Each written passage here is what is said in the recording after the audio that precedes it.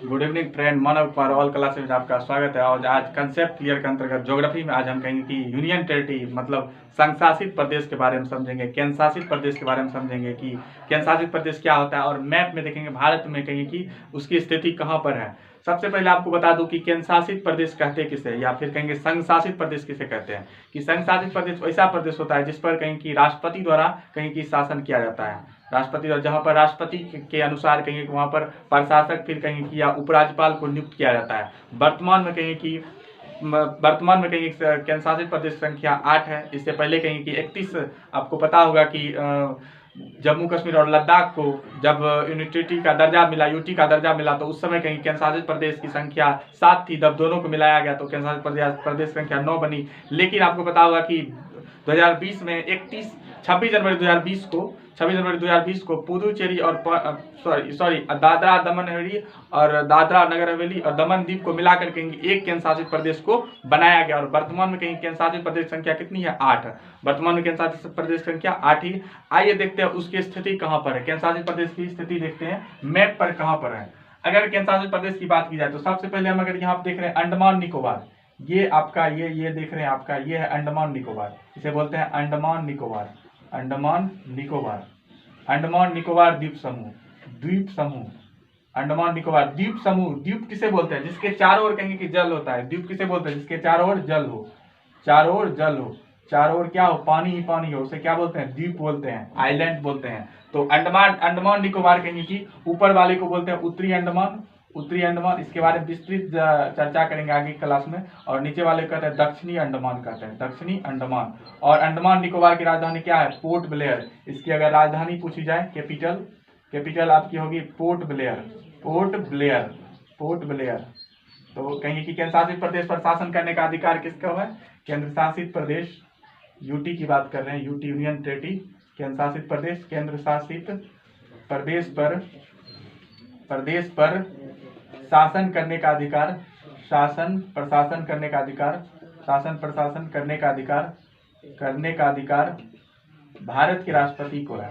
अधिकार Bharat, president of India को, भारत के राष्ट्रपति को। वह किसी का भी नाम दे सकता है, प्रशासक हो या फिर कहेंगे उपराज्यपाल हो, इस तरह का नाम दे सकता है। आइए, तो पहला हमारा अंडमान निकोबार हुआ पूर्वी भाग में। पहले पूर्वी भाग को देख लेते हैं, उसके बाद पश्चिमी भाग को देखें। उसके बाद फिर यहाँ पर आपका तमिलनाडु है। यहाँ पर क्या है? ये तमिलनाडु है। ये तमिलनाडु आपका यहाँ पर राज्य है। और कहेंगे यहीं पर तमिलनाडु राज्य पर, यहाँ पर हम लिख रहे हैं तमिलनाडु पर ही कहेंगे इसी के सटा हुआ यहाँ पर ही आपको क्या मिलेगा? पुदुचेरी मिलेगा। यहाँ पर मिलेगा पुदुचेरी। पहले इसका नाम था पांडिचेरी, लेकिन अब नया नाम क्या हो गया? पुदुचेरी। और इसकी राजधानी क्या है? राजधानी भी यही है। राजधानी भी क्या है आपका? पुदुचेरी ही है। राजधानी क्या है? पुदुचेरी। तो दूसरा मैंने देखा, पहला अंडमान निकोबार, दूसरा पुदुचेरी। और तीसरा कहीं ये आपका बंगाल की खाड़ी, आपको पता ही होगा, ये बंगाल की खाड़ी है। ये बंगाल की खाड़ी।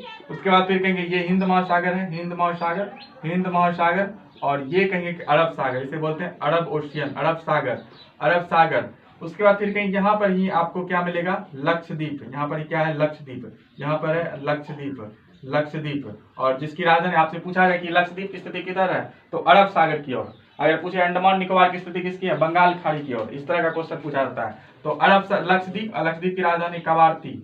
लक्षद्वीप की राजधानी क्या है? अगर राजधानी पूछा जाए तो इसकी राजधानी क्या है? कवारती। उसके बाद फिर अगर हम बात करते हैं अगले कहीं यूटी की बात करते हैं, तो सब यहाँ पर आते हैं। तो यहाँ पर आपको मिलेगा लद्दाख की राजधानी क्या है? लद्दाख की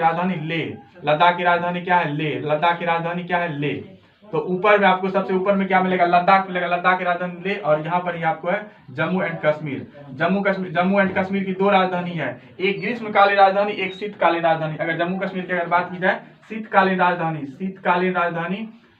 राजधानी होगा आपको जम्मू। शीतकालीन राजधानी क्या होगा? जम्मू। और कहेंगे कि अगर ग्रीष्मकालीन पूछा जाए, ग्रीष्म मतलब गर्मी महीने में, ग्रीष्मकालीन राजधानी क्या होगा? श्रीनगर। तो यहाँ पर देखा जाए तो लद्दाख कहेंगे केंद्र शासित प्रदेश, कहेंगे अगर जनसंख्या, अगर क्षेत्रफल की दृष्टि से अगर पूछा जाए आपसे कि सबसे बड़ा कौन है? लद्दाख। क्षेत्रफल की दृष्टि से सबसे बड़ा केंद्र शासित प्रदेश। यूटी कौन है? तो लद्दाख है आपका सबसे बड़ा क्षेत्रफल की दृष्टि से। और अगर लद्दाख की बात करें, लद्दाख में 2 जिले हैं, कौन है? कारगिल और एक लेह। और कारगिल और लेह कहीं किस 2 जिले हैं यहाँ पर लद्दाख में। उसके बाद फिर जम्मू कश्मीर हो गया आपका, यहाँ पर देखिए कितने हो गए? यूटी 2, उसके बाद फिर यहाँ पर 3 और यहाँ पर 4, 1 5 और 3 चाहिए। 3 देखिए आपको कहाँ मिलेगा? यहाँ पर देखिए आपको इसके नीचे आइएगा तो हिमाचल प्रदेश, ये हिमाचल प्रदेश है। उसके बाद फिर कहेंगे ये पंजाब, ये वाला पार्ट क्या है? पंजाब। और यहीं पर क्या है? चंडीगढ़। यहीं पर क्या है? चंडीगढ़ है यहीं पर चंडीगढ़। चंडीगढ़ की राजधानी क्या होगी? चंडीगढ़ ही होगी। तो अगला यहाँ पर यूटी मिल चुका है। उसके बाद फिर यहाँ पर आते हैं तो यहाँ पर उत्तराखंड, ये वाला पार्ट। उसके बाद फिर कहेंगे ये वाला पार्ट क्या होगा? यूपी। तो यूपी जो मिलता है, उसके बाद फिर यहाँ पर ये हरियाणा मिलेगा। हरियाणा और यूपी के बॉर्डर पर, हरियाणा और उत्तर प्रदेश के बॉर्डर पर ही आपको कौन सा मिलेगा? दिल्ली। अगला केंद्र शासित प्रदेश कौन मिलेगा? दिल्ली मिलेगा।